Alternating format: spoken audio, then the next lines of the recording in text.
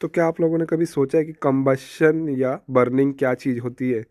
तो ये एक केमिकल रिएक्शन होती है जो कि एक्सोथर्मिक टाइप की होती है। और एक्सोथर्मिक आपको पता है कि रिएक्शन क्या होती है, जिसमें हीट इवॉल्व होता है। तो आप लोग पढ़ सकते हैं और इसको सोचें आराम से कि इस चीज़ में क्या है कि मैंने नहीं बताया। और आप लोग सिंपल सिंपल देखिए कि ये क्या है। फ्यूल और ऑक्सीडेंट को जब आप लोग मिलाएंगे तो वो ऑक्सीडाइज हो जाता है, मतलब स्मोक मिलता है। तो आप लोग फिर से एक बार सोचिए कि क्या हमें सिर्फ स्मोक ही मिलता है कंबस्शन से? नहीं, हीट और लाइट भी तो मिलती है। तो आप लोगों को ये बात भी ध्यान रखनी है। तो यही चीज़ एक कंबस्शन है, इसी को बर्निंग कहा जाता है। तो यहाँ पर कंबस्शन को बहुत अच्छे तरीके से बताया कि कंबस्शन का सबसे सिंपल एग्जांपल क्या है। तो यहाँ पर हाइड्रोजन को लिया हुआ है और ऑक्सीजन को मिलाया हुआ है, दोनों को साथ में मिलाया है और आगे हमें क्या मिल रहा है? H2O। H2O मतलब पानी होता है। तो यहाँ पर पानी, ठंडा पानी तो नहीं मिलेगा आपको, मगर गर्म पानी जरूर मिलेगा। गर्म पानी मतलब वेपर, वेपर को बोलते हैं भाप।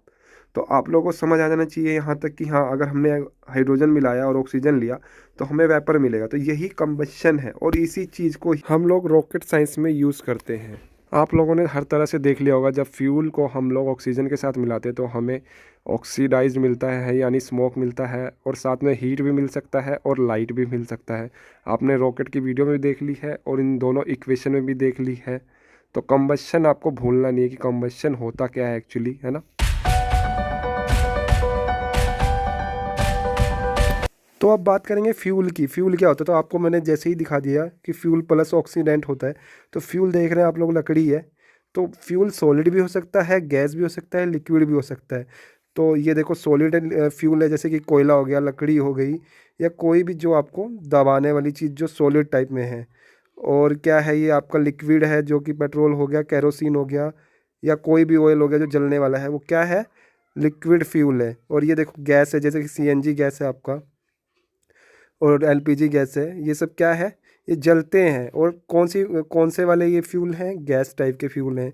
तो आपको इतना समझ आना चाहिए कि तीन टाइप के फ्यूल होते हैं, या तो सॉलिड होगा, या तो गैस होगा, या तो लिक्विड होगा।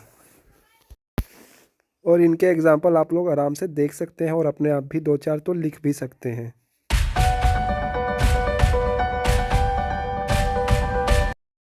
ध्यान दीजिए कि सॉलिड फ्यूल क्या है। ये इनको जलाने से क्या होता है? इनके जलाने से स्मोक प्रोड्यूस होता है। स्मोक प्रोड्यूस होगा तो पोल्यूशन प्रोड्यूस होगा। आप लोग साफ साफ देख सकते हैं यहाँ पर। तो सॉलिड फ्यूल को जलाने से क्या होता है? पोल्यूशन होता है, और जिसके कारण सांस की बीमारियाँ होती हैं। अब आता है पहले नंबर पर कोयल। तो कोयल क्या है? Coal is a mixture of carbon and hydrogen and oxygen. ठीक है, कार्बन के साथ जो कंपाउंड होते हैं हाइड्रोजन एंड ऑक्सीजन, इसको कोयल कहा जाता है। और कुछ कुछ तो सल्फर के साथ भी और फॉस्फोरस के साथ भी होते हैं।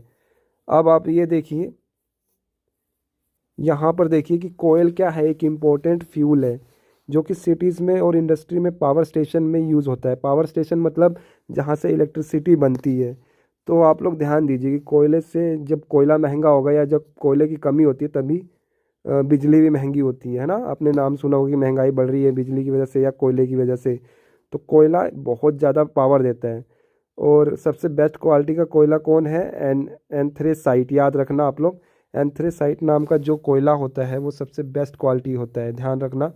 अब कोयला बनता कैसे? आप लोग ये देखिए, जब अर्थक्वेक आया होगा या वोल्केने फटे होंगे, वोल्केनो मतलब जो ज्वालामुखी होते हैं वो फटी होंगी, या पृथ्वी की चट्टानें जब फटी हुई होंगी, तो उसके बीच में कितने पेड़ पौधे गिरे होंगे, कितने जानवर गिरे होंगे, है ना।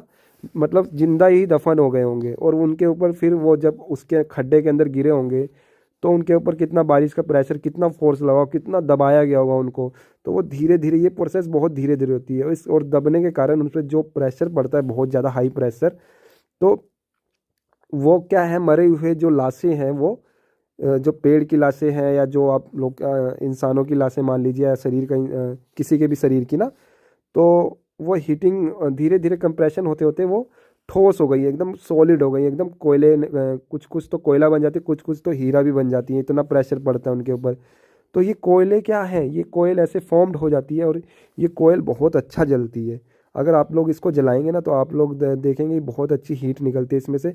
और जो सबसे बेस्ट क्वालिटी का कोयल होता है ना, उसमें कोई भी स्मोक नहीं होता है। आप लोग समझिए कि स्मोक नहीं होगा तो पोल्यूशन भी नहीं होगा, और पोल्यूशन नहीं होगा तो आपको रेस्पिरेशन सिस्टम, मतलब कोई रेस्पिरेशन बीमारी भी नहीं होगी। तो फॉर्मेशन ऑफ कोयल आप लोग जान चुके होंगे। अब डिस्टिलेशन ऑफ कोयल क्या होता है? ड्राई डिस्टिलेशन ऑफ कोयल 4 तरह के होते हैं: coal gas, coal tar, ammoniacal liquid and coke. तो इन सब को पढ़ेंगे तो आप लोगों को छोटा छोटा पॉइंट मिल जाएगा इनमें से, और आगे देखेंगे कि अब लिक्विड फ्यूल क्या होता है।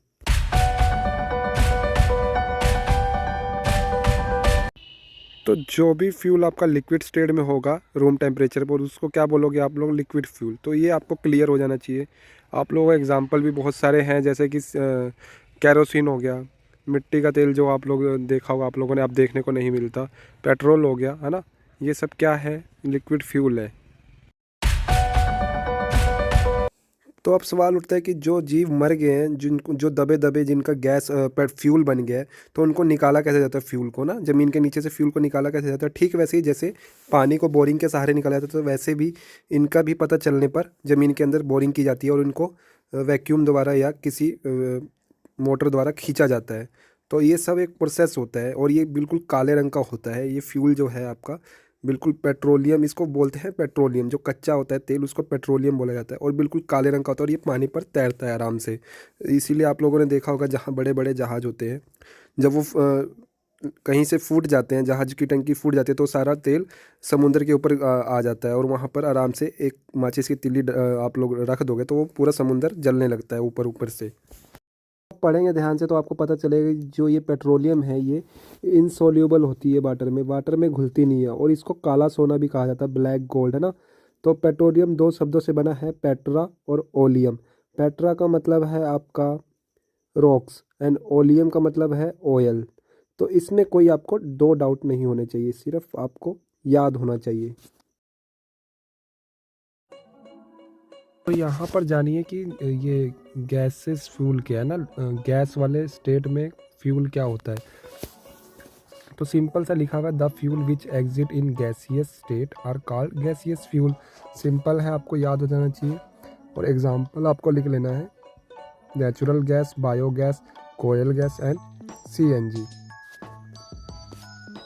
अब नेचुरल गैस क्या होती है, आप लोगों को ये देखना है कि नेचुरल गैस क्या होती है। तो इसको पढ़ेंगे तो आपको पता चलेगा कि it is a very important fossil fuel and it's composed of compound of hydrogen and carbon.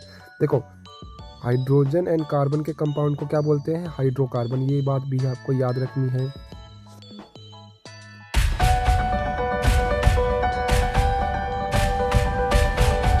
अब आते हैं एलपीजी क्या है। एलपीजी की फुल फॉर्म आपको याद कर लेनी है, लिक्विफाइड पेट्रोलियम गैस। और इसमें मेन कौन सी गैस है? ब्यूटेन। ब्यूटेन गैस जो है इसमें एलपीजी में पाई जाती है, और ब्यूटेन गैस को ही हम लोग सिलेंडरों में भरते हैं, और इसमें ब्यूटेन गैस में कोई भी स्मेल नहीं होती। तो इसका पता भी नहीं चलता है अगर ये गैस में से, जैसे सिलेंडर में से निकलती है, हम उसमें एक स्मेलिंग नाम का एजेंट, तो इस केमिकल का नाम इथाइल मरकैप्टन होता है। ये क्या करता है, जब आपका गैस लीकेज होता है तो ये एक स्मेल छोड़ने लग जाता है, कि जिससे पता चलता है कि आपका गैस लीकेज हो रहा है। तो ये बात रही इथाइल मरकैप्टन की, इस नाम को आपको याद रखना है। और ये भी याद रखना है, जब एलपीजी का एक किलो एलपीजी आप लोग जलाएंगे तो 50,000 किलो जूल एनर्जी निकालेगा। ठीक है, 1 किलो जलाने पर 50,000 किलो जूल एनर्जी निकालता है। बस इतना ही आपको याद रखना है। तो बायोगैस मुझे बताने की ज़्यादा ज़रूरत नहीं है, आप लोगों को बायोगैस पता होगा। ये भी एक फ्यूल, गैस फ्यूल है। ये कैसे आपको मिलता है बायोगैस? जब आप लोग गाय के गोबर को, ये जो भी चारवाही करने वाले जो भी हैं, गाय भैंस बकरी जो भी है, उसका जब आप लोग वेस्ट को आप लोग रखते हैं तो उसमें से एक गैस निकलती है जिसको बोलते हैं मीथेन गैस। तो उस मीथेन गैस को जब इकट्ठा किया जाता है और उसको जलाया जाता है तो उस गैस को बोला जाता है बायोगैस फ्यूल। तो अब मैं आपको समझ आ गया होगा कि बायोगैस क्या होता है। अब बात करते हैं कोयल गैस को। जब कोयल या वुड को आप लोग हीट करते हैं एयर की एब्सेंस में, तो एक गैस फॉर्म होती है जिसको हम लोग कोयल गैस बोलते हैं। ये किस चीज़ का मिक्सचर है? ये मीथेन और हाइड्रोजन और कार्बन मोनोऑक्साइड का मिक्सचर है। तो ये आपको याद कर लेना है, बिल्कुल सिंपल है।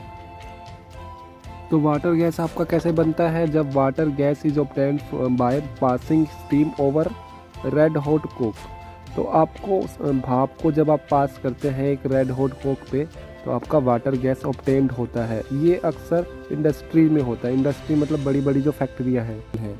तो सीएनजी भी आपका गैस टाइप का फ्यूल है और जिसको बेस्ट फ्यूल बोला जाता है। सीएनजी की फुल फॉर्म है आपका कंप्रेस्ड नेचुरल गैस। तो ये किस लिए यूज़ होती है? ये व्हीकल को रन करने के लिए भी होती है यूज़, और इलेक्ट्रिसिटी जनरेट करने के लिए भी होती है, और केमिकल फर्टिलाइज़र भी जनरेट करने के लिए होती है। इसमें कौन सी गैस होती है? इसमें मीथेन गैस होती है, आपको याद रखना है। एलपीजी में कौन सी गैस है? ब्यूटेन गैस है। सीएनजी में कौन सी गैस है? मीथेन गैस है। और ये कुछ भी मतलब पीछे मतलब जलने के बाद कोई भी धुआं नहीं छोड़ती, तो सबसे बेस्ट गैस इसको बोला जाता है। और पोल्यूशन के हिसाब से देखा जाए तो इसको आप लोग यूज़ करें, कोई भी पोल्यूशन नहीं फैलता है। तो आप लोग देखिए, जब मीथेन को जलाते हैं ऑक्सीजन के साथ तो कार्बन डाइऑक्साइड देता है और वाटर देता है और हीट एनर्जी देता है। आप लोगों को यहाँ पर इक्वेशन में दिख रहा होगा।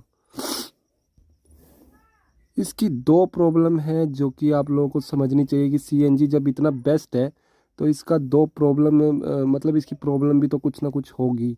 तो इसकी मेन दो प्रॉब्लम है कि इसका इग्निशन टेम्परेचर जो है बहुत लो है, और दूसरी प्रॉब्लम क्या है, ये हर जगह अवेलेबल नहीं कराया जा सकता। इसको अवेलेबल कराने के लिए पाइप्स होनी चाहिए। पाइप्स के माध्यम से, जैसे पाइप टूटी की पाइप पानी का पाइप होता है, वैसे इसके लिए भी पाइप की ज़रूरत होती है। जैसे कि पहाड़ी एरिया में अगर आपको इसको करना है, सीएनजी गैस को अगर उसको वहाँ तक लेके जाना है तो पाइप होनी चाहिए, क्योंकि पाइप के माध्यम से ही, जैसे पानी को पाइप के माध्यम से ठकेला जाता है, उसी तरह से ही सीएनजी गैस का भी एक पाइप लाइन होता है। तो उसकी ट्रांसपोर्टेशन के लिए पाइप लाइंस होनी ज़रूरी है। तो अब आपका आता है short coming of fossil fuel. तो फॉसिल फ्यूल मतलब शॉर्ट का मतलब कम होना। तो फॉसिल फ्यूल एक ना एक दिन आप सारे इंसान सारे के सारे फॉसिल फ्यूल जला देगा, ठीक है। और वो जो फॉसिल फ्यूल जब जलाता है तो कुछ ना कुछ पोल्यूटेंट हवा में आते हैं, और उन पोल्यूटेंट की वजह से हवा पोल्यूट होती है। पोल्यूटेंट के नाम आप लोग लिख लीजिए, नाइट्रोजन एंड सल्फर, जो कि स्मोक के रूप में होते हैं, धुएं के रूप में नाइट्रोजन एंड सल्फर होते हैं, और ये हवा के साथ मिलते हैं और बीमारियां फैलाते हैं बहुत सारी। तो आप लोग सोच लीजिए कि इंसान कहाँ तक पहुँच रहा है और क्या कर रहा है। अब दूसरे में लिखा हुआ है petrol that engine of vehicle. जो इंजन है, जो आप गाड़ियाँ चलाते हैं, उसमें भी जो पेट्रोल मिलाते हैं, अगर वो भी पूरी तरह से नहीं जलता है तो वो भी बाहर फेंक दिया जाता है, इंजन के बाहर फेंक दिया जाता है साइलेंसर के थ्रू। और वो क्या होता है, वो भी एक पोल्यूटेंट बन जाता है। पोल्यूटेंट क्या करेगा, पोल्यूशन होकर करेगा। और पोल्यूटेंट आपको पता है, जब पोल्यूशन फैलेगा तो आपको कौन कौन सी बीमारियां होने वाली हैं।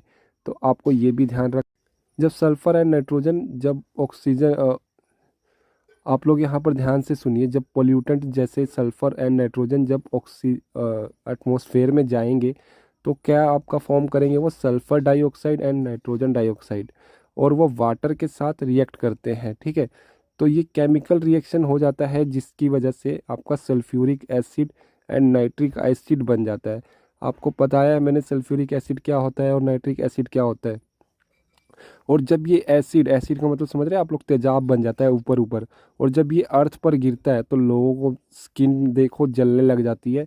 आप लोग सोचने लग जाएंगे कि भाई तेजाब की बारिश कहाँ से होने लगी अचानक से। तो ये एसिड रेन, इस चीज़ को ही एसिड रेन बोला जाता है। और ये इतना बड़ा डैमेज करता है ना, आप समझ नहीं सकते। जो ताजमहल है, इसके ऊपर एक बार एसिड रेन हुआ था, जो कि उसको पीला करने लग गया था, या आप लोग सोचिए कि उसका कलर पीला होने लगा था। और मान के चलिए कि ये तो कमज़ोर वाला था, अगर ज़्यादा तगड़ा वाला एसिड रेन होने लग जाता तो इंसानों की क्या हालत होती है, आप लोग सोचिए। तो ये सब किसकी वजह से हो रहा है, जब हम लोग फॉसिल फ्यूल को या पेट्रोल को हम लोग जला रहे हैं तो उसकी वजह से हो रहा है। जो कि हम लोग सिर्फ पेट्रोल की वजह से नहीं, हम लोग हर रोज़ लकड़ी जलाते हैं, हम लोग पटाखे जलाते हैं, कोई भी हम लोग चीज़ जला रहे हैं जिसके कारण पोल्यूटेंट हो रहा है। और पोल्यूटेंट क्या कर रहा है, पोल्यूशन पैदा करता है। तो सारी बात ये थी कि अब शॉर्ट कमिंग कैसे होती है, इन सबको हम लोग लगातार जलाए जा रहे हैं। तो ये क्या है, एक ना एक दिन ये ख़त्म होने वाली है। जो भी आप लोग तेल निकाल रहे हैं बोरिंग करके, है ना, तो ये क्या है, ये सारे फॉसिल फ्यूल अब कहीं नीचे आपको पैदा तो नहीं हो रहे ना, ये बहुत लंबी प्रोसेस के द्वारा बने हुए हैं। कोई कितने सारे जानवर दबे होंगे तब जाकर सालों, कई सालों तक उसमें फंसे रहने के बाद उनकी शरीर का जो गलन हुआ होगा, जो भी रिएक्शन हुई होगी, उनके ऊपर दाब बना होगा, तो वो वहाँ उस एरिया में, पर्टिकुलर एरिया में तेल बन गया उसका। या फ्यूल बन गया, तो वो फ्यूल हमेशा के लिए थोड़ी ना रहेगा, उसको निकालते रहेंगे, खनन करते रहेंगे उसको खोदते खोदते निकालेंगे, तो एक ना एक दिन उसको ख़त्म हो ही जाना है। और उसके बाद ये सब कभी नहीं दिखने वाला। आपको मिट्टी का तेल, अब शायद मेरे को लगता है कि आपने पहले मिट्टी का तेल देखा होगा, अब तो बिल्कुल भी मिट्टी का तेल दिखने को भी नहीं मिलता। तो ऐसे ही पेट्रोल भी गायब हो जाएगा, ऐसे ही आपका एलपीजी सीएनजी भी शायद गायब हो जाए। तो वीडियो बहुत लंबी हो गई है, समझाने के चक्कर में आपको कंबशन का मैं टॉपिक समझाऊंगा थोड़े से टाइम के अंदर अंदर। उसके लिए मैं अलग से वीडियो बना दूंगा, तब तक आप लोग इस चीज़ को समझिए।